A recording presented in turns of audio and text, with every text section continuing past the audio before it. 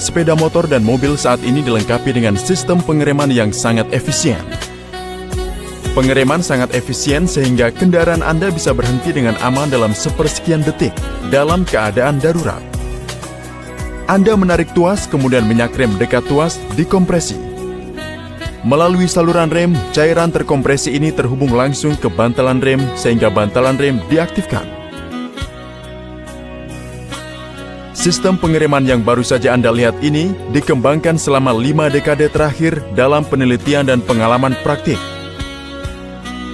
Mari kita pelajari bagaimana para mekanik mengembangkan sistem pengereman yang efisien ini, atau lebih khususnya lagi, mari kita pelajari fisika yang menarik di balik rem cakram. Anda mungkin bertanya-tanya bagaimana daya kecil yang dihasilkan oleh tangan Anda pada tuas rem sudah cukup untuk menghentikan roda sepeda motor. Para mekanik menciptakannya dengan menggunakan hukum Pascal. Saat Anda menggerakkan tuas, piston kecil juga bergerak.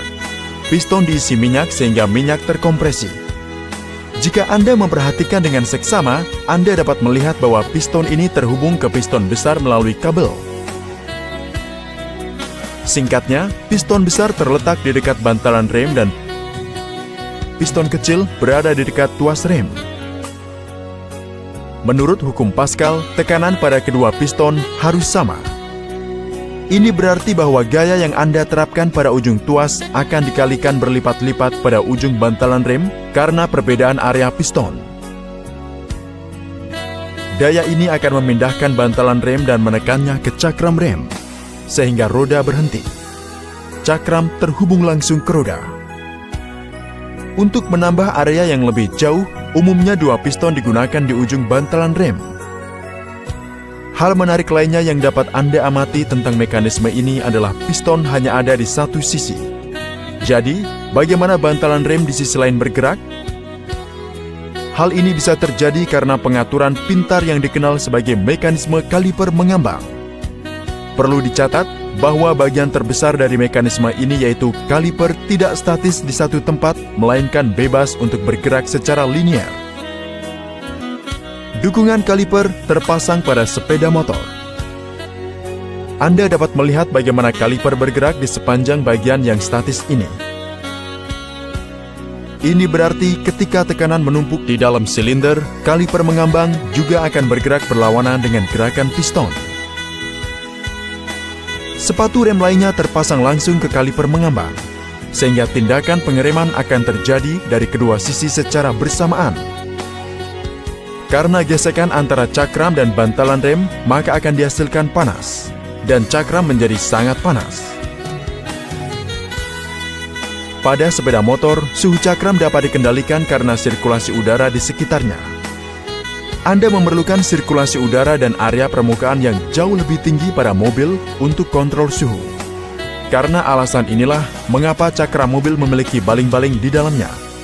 Baling-baling akan membantu membuang udara secara radial keluar. Lubang-lubang di sekitar cakram akan semakin meningkatkan sirkulasi udara. Mekanisme rem cakram mungkin tampak seperti mekanisme sederhana. Namun, untuk memahami seberapa besar bantuan rem cakram dalam membuat mobil aman, pertama-tama kita harus belajar tentang pendahulu rem cakram, rem drum atau rem tromol. Rem drum memuncaki industri mobil selama beberapa dekade, dan rem ini masih digunakan di roda belakang beberapa mobil. Kerja rem ini cukup sederhana. Drum dari mekanisme ini terhubung langsung ke roda.